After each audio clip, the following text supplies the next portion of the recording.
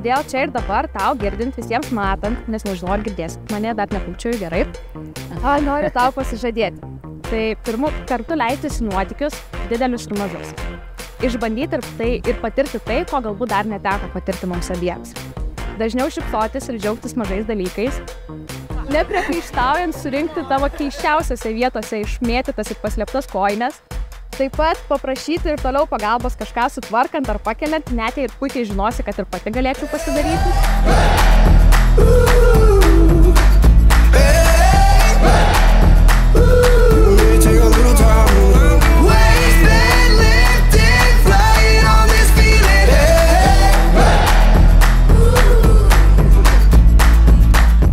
Turiu pasižadėti, kad beveik visada, ir čia pabrėšiu beveik,